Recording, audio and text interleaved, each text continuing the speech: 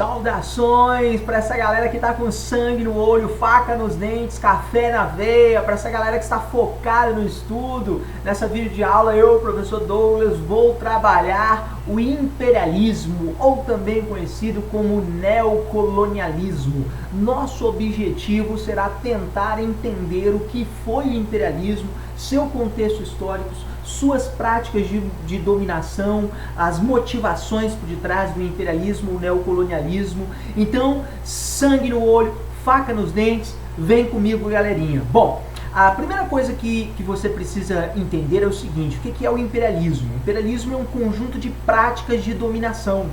Dominação política, econômica, social, militar e cultural das grandes potências europeias no final do século XIX, início do século XX, sobre a África e a Ásia principalmente. A África foi o principal alvo das práticas imperialistas das grandes potências industrializadas europeias.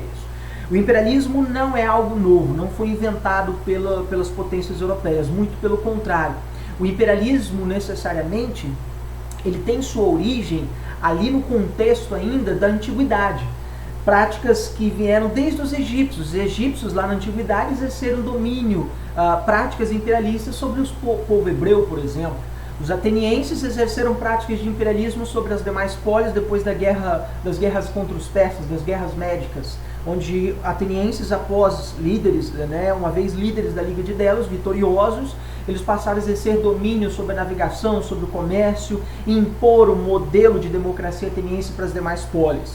E no século XVI, Portugal e Espanha exerceram práticas imperialistas, por exemplo, no continente americano. América Portuguesa, América Espanhola é o contexto do colonialismo do século XVI, período das grandes navegações, da expansão marítima europeia. Então, repito, não é algo novo, não é algo necessariamente novo para nós, tudo bem? Outra questão importante que temos que destacar é o seguinte: esse contexto histórico, ele é único, ele é singular. Ele é um contexto marcado por avanços tecnológicos. Avanços tecnológicos esses que vão beneficiar o setor da industrialização e principalmente vão beneficiar o desenvolvimento de uma nova fase do capitalismo, que é o capitalismo monopolista. Antes, o capitalismo pura e simplesmente industrial vai dar espaço agora para uma nova fase do capitalismo monopolista ou financeiro. Então, que avanços tecnológicos são esses? A descoberta da eletricidade. Quando Benjamin Franklin resolve soltar uma pipa em meio a uma tempestade, em 1º de outubro de 1752, na famosa experiência da pipa, ele descobre a eletricidade. Podemos destacar também Richard Cruikshank, com a invenção da locomotiva a vapor em 1804. A locomotiva a vapor, as famosas Maria Fumaças, elas serão símbolos da modernização, símbolo de modernidade como meio de transportes que eram, Além disso, podemos destacar a invenção do sistema de telégrafo via sistema de cabeamento, com a invenção lá de Samuel Morse, através do código Morse. Você trocava informações para um sistema de cabeamento por várias regiões, por diversas partes do país ou mesmo do mundo. O Brasil, durante o contexto da Era Mauá, chegou a ter um sistema de telégrafo via cabo submarino ligando o Brasil à Europa. Vejam vocês, O telefone, inventado por Alexander Graham Bell, que foi apresentado em 1872, ainda na exposição da Filadélfia, nos Estados Unidos, e lá estava Dom Pedro II. Dom Pedro II ficou maravilhado com a invenção e trouxe para o Brasil. O primeiro telefone no Brasil foi Dom Pedro II, imperador do Brasil. Também podemos destacar a invenção do automóvel movido a gasolina em 1885 por Carl Friedrich Benz, engenheiro automotivo. Também podemos destacar a invenção do famoso Zeppelin, idealizado por Adolf von Zeppelin, militar general alemão, por volta ali do ano de 1900. Também podemos destacar a invenção do brasileiro Alberto Santos Dumont, quando em 1906, no dia 12 de novembro de 1906, ele fez o primeiro voo homologado da história da aviação com 14 bis. Ele voou cerca de 220 metros, a uma altura de 6 metros de altura, por em torno de uns 21 minutos e alguns segundos, e ganhou o prêmio do Aeroclube da França de Bagatelle pelo seu feito, a invenção do avião que mudaria para sempre os meios de transporte. Também destaque para o desenvolvimento do Ford T, o automóvel bom, bonito e barato, né? Lançado em 1908, que popularizou a indústria automotiva. O mundo não será mais o mesmo depois da indústria automotiva, principalmente depois do Ford ter, né, a expressão carro popular surge necessariamente com ele, né, acessível, barato. E o próprio meio urbano, a vida urbana será mudada a partir deste meio de transporte, a partir da invenção do Ford T, né? Agora, uma das invenções que mais traduzem aquele momento, o sentimento daquele momento, é o poderoso Titanic, o Titanic. O maior navio transatlântico do mundo até então, né? O símbolo da tecnologia, da modernidade, é o símbolo do auge de um momento, é o auge da vida burguesa, com muito luxo, muita requinte, muita ostentação, onde realizou sua primeira viagem em 10 de abril de 1912, e aí o Titanic colidiu com um iceberg, por volta lá das 23 horas e 40 minutos do dia 14 de abril, e afundou na madrugada do dia seguinte, matando aproximadamente ali 1.500 pessoas a bordo, sendo um dos maiores desastres marítimos da história. E aí fica a nós uma dica interessante, né? Para que adiantou, por que adiantou tanto avanço tecnológico? Né? Será que colhemos os frutos positivos, entre aspas, desses avanços tecnológicos? Será que realmente a nossa sociedade se tornou uma sociedade melhor com tanto avanço tecnológico? Né? Fica aí a dica para a gente pensar isso aí. E o que era o Titanic? O Titanic era o símbolo da modernidade. Era símbolo de uma Europa que vivia o auge da vida burguesa, com muita riqueza, muito luxo. Né? Esse aqui é o Queen Mary II. Hoje o Queen Mary II, ele é o maior navio transatlântico do mundo, tá? Ele já superou o Titanic, né, várias vezes, né? Se você fosse comparar ali o Titanic com o Airbus, um avião, né, aqui no canto superior aqui, o avião Airbus e o Titanic, né? E hoje já existe um navio muito maior do que o Titanic, que é o Queen Mary II, né, o maior transatlântico do mundo na atualidade, né? Então, o Titanic era símbolo de um momento único de prosperidade, de luxo, de riqueza, né? Tinha um casco, né, gigantesco, monumental, né? E era símbolo de um momento, né, de uma era de muito luxo, muita riqueza, muita ostentação, né, muito poder. Era o auge da vida burguesa, né? E esse auge da vida burguesa encontrou seu fim, né, na madrugada do dia 15 de abril de 1912, quando ele finalmente afundou, né? É importante destacar que a gente pode fazer uma correlação, por exemplo, com a sociedade. A sociedade da época, e o Titanic traduzia a realidade dessa sociedade. Isso em número de mortes. Vamos pegar como exemplo como que estava distribuída a tripulação do Titanic. Olha as pessoas que estavam viajando a bordo desse navio, né? Na primeira classe viajavam 325 pessoas, morreram 38%, 62% sobreviveram. Na segunda, aqui é a galera rica, tá? É a galera VIP, very important people, a galera, né, a nata do leite, né? Segunda classe viajavam 285 passageiros, 42% morreram, 58% sobreviveram. E a terceira classe, que é a ralé, né, aquela, né, a galera, né, pauperizada, né, a galera que viajou com dificuldade, né? 706 passageiros, 75% morreram e 25% apenas sobreviveram. E isso traduz em realidade o número de mortes de acordo com o status social, né? O acesso aos botes salva-vidas foram priorizados à primeira classe. A terceira classe foi praticamente trancada nos porões do navio, para que não sobrecarregasse os botes salva-vidas, né? E é uma tradução da sociedade da época, da desigualdade da sociedade da época. Igualmente, né, esse momento é um momento de pensar como que, através do desenvolvimento da industrialização, de novas tecnologias, novos arranjos industriais são formados. Okay? Então, o avanço, o domínio dessas novas tecnologias permitiu o desenvolvimento e a grande concentração de indústria durante a segunda fase da Revolução Industrial.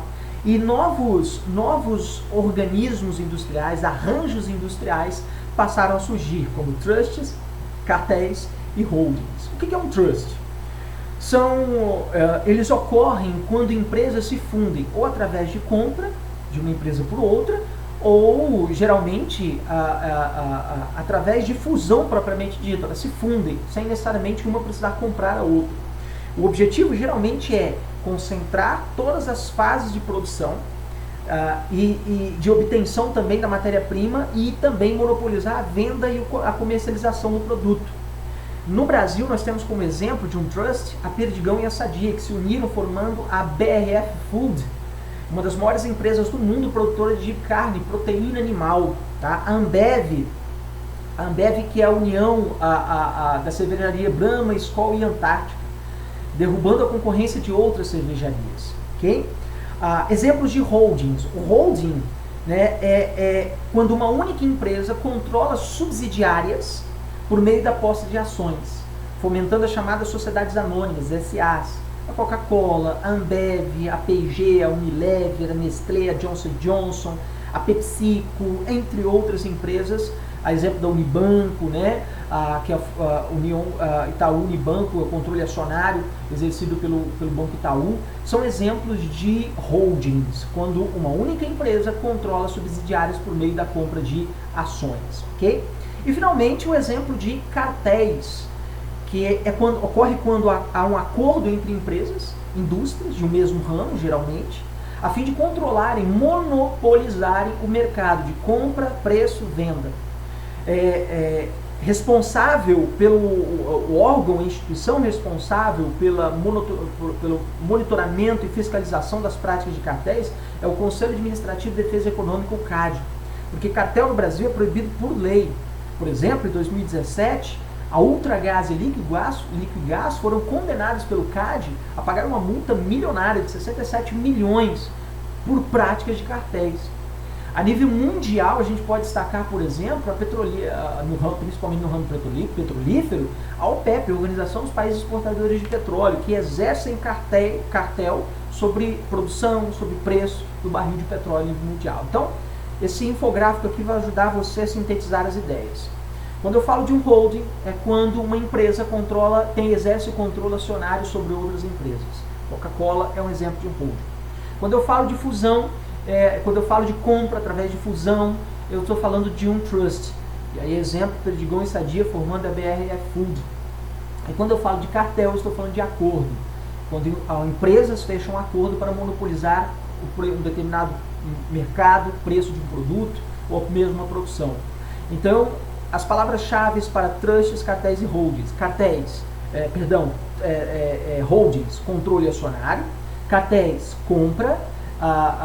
Cartéis, acordo. E trust, compra. Então, de novo, as palavras-chave para você entender holdings, cartéis e trusts. Ok?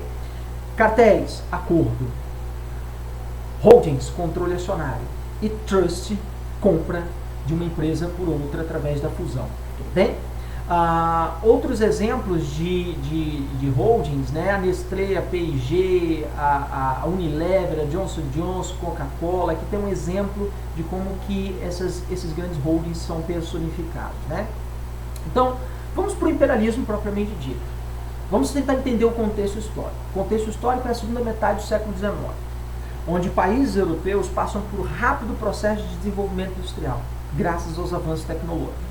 Aumento da produtividade, crescimento das empresas, desenvolvimento industrial e, consequentemente, graças às melhorias médico-sanitárias, crescimento populacional. A população europeia, na segunda metade do século XIX, dá um boom, cresce avassaladoramente. Okay?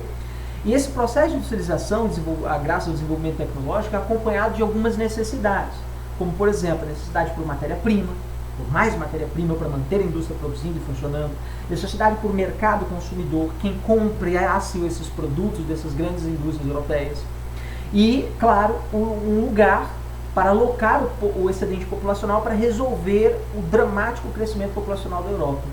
Então, as grandes potências industriais estavam determinadas a assegurar e alargar áreas de influência para que essas necessidades fossem aplacadas. E aí essas grandes potências europeias lançaram seu olho para a África e a Ásia. Tudo bem? E é possível também a gente fazer uma comparação entre o colonialismo do século XVI com o neocolonialismo do século XIX e XX. Novo colonialismo do século XIX e XX. O colonialismo do século XVI, a gente pode dizer que a área de dominação ficou restrita à Ásia, África e América, principalmente a América. é o contexto da expansão marítima europeia, das grandes navegações, da chegada do europeu na América. Portugal e Espanha exercem grande influência e colonização na América Portuguesa e América Hispânica, e a Inglaterra na América do Norte, né?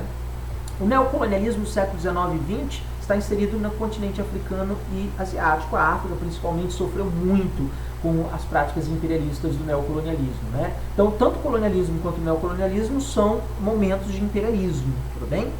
Fase do capitalismo. O colonialismo do século XVI está inserido na fase do capitalismo comercial ou mercantil.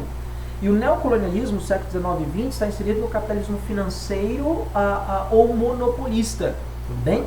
O colonialismo do século XVI teve como potências imperialistas Portugal, Espanha, a próprio Reino Britânico, o Império Britânico, né, que dominou a América do Norte. Já o neocolonialismo do século XIX e XX, Inglaterra, Itália, França, Alemanha, Bélgica, Áustria, entre outras grandes nações europeias que promoveram rápida industrialização a partir do século XIX. O objetivo do colonialismo do século XVI era buscar matéria-prima. A exemplo dessa matéria-prima, as chamadas especiarias do Oriente, ou no caso do Brasil, as chamadas especiarias tropicais, e está inserido na ótica do pacto colonial, que dizia que a colônia só podia comercializar com a metrópole, né? E o neocolonialismo do século XIX está inserido na necessidade por matéria-prima, por mercado consumidor, um local para alocar o excedente populacional da Europa, é uma outra conjuntura histórica, digamos assim, novos objetivos. E a justificativa do colonialismo do século XVI era propagar a fé católica. Em um momento, século XVI, em que o protestantismo ganhava espaço na Europa, se alargava país para país, diminuindo a influência e o poder da Igreja Católica, a Igreja Católica viu no colonialismo, na expansão marítima europeia e no colonialismo da América Hispânica e América Portuguesa, a oportunidade para conquistar novos fiéis. Então, propagar, difundir a fé católica estava ali uma justificativa ideológica do colonialismo do século XVI. E o neocolonialismo do século XIX e XX está inserido naquela doutrina chamada missão civilizadora. E o que seria essa missão civilizadora? Ao longo do século XIX, as nações industrializadas desenvolveram diversas correntes científicas e filosóficas para tentar justificar a superioridade do europeu, dito civilizado, moderno, desenvolvido, superior, frente ao africano, que os europeus diziam ser primitivos e atrasados.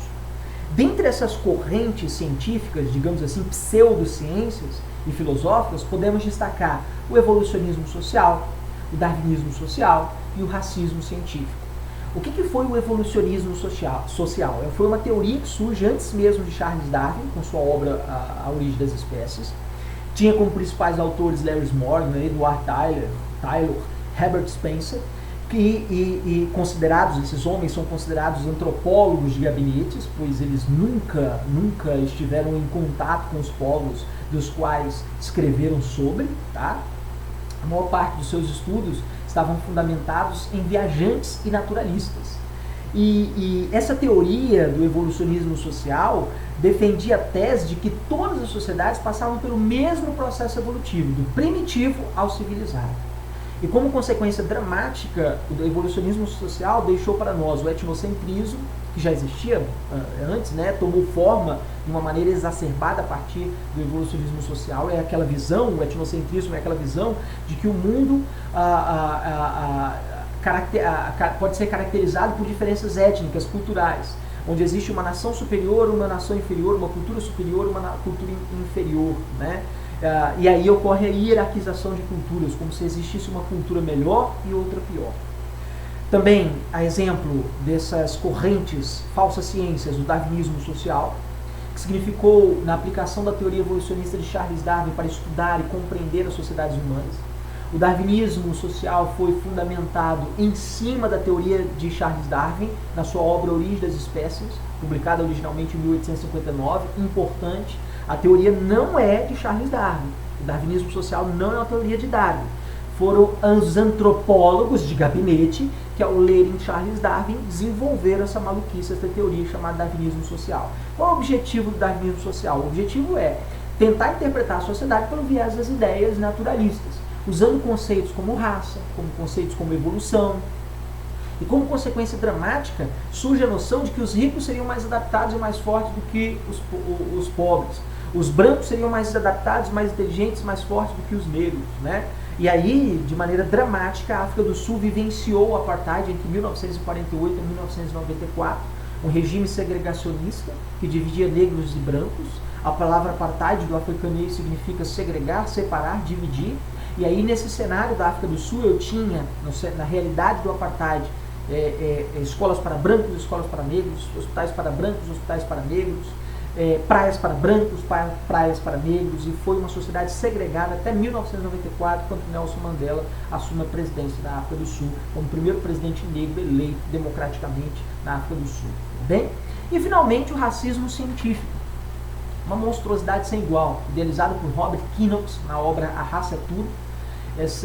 O racismo científico tinha por objetivo estudar a sociedade, usando para isso conceitos das ciências da natureza, exemplo da biologia, conceitos como raça e o conceito de determinismo biológico.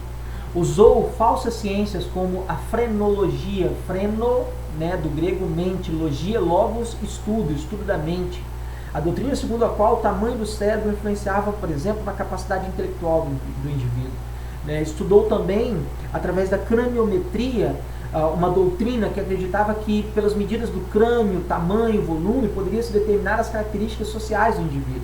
Se ele tinha propensão a ser violento ou não, se ele era um criminoso ou não, né? E isso se difundiu na Europa, traduzindo através da eugenia. Genia, gênesis, origem ou nascimento. Né? A eugenia foi praticada, por exemplo, no Brasil, entre o século XIX e o século XX, com a política de branqueamento da população, pós a abolição da escravatura. E pela ciência nazista de Adolf Hitler, que visou eliminar os judeus, os negros, ciganos, homossexuais, ao que Hitler chamou de raças indesejadas, em seu livro Mein Kampf. Então, todas essas correntes, falsas ciências, né, foram capazes de fornecer argumentos à missão civilizadora, em que povos ditos superiores e civilizados, europeus, né, possuem uma obrigação moral de auxiliar os povos aborígenes, indígenas, inferiores, não civilizados da África a evoluírem, saírem do seu estágio primitivo e conhecer a civilização. E essa missão civilizadora, repito, serviu como uma doutrina ideológica. E aí olha esses trechos aqui, muito interessante, né? De Jules Ferry, discussando no parlamento francês em julho de 1885. As raças superiores têm um direito perante as raças inferiores. Há para elas um direito porque há um dever para elas. As raças superiores têm o dever de civilizar as inferiores. Vós podeis negar, qualquer um pode negar, que há mais justiça, mais ordem e moral, mais equidade, mais virtudes sociais na África do Norte desde que a França a conquistou? Pode-se negar?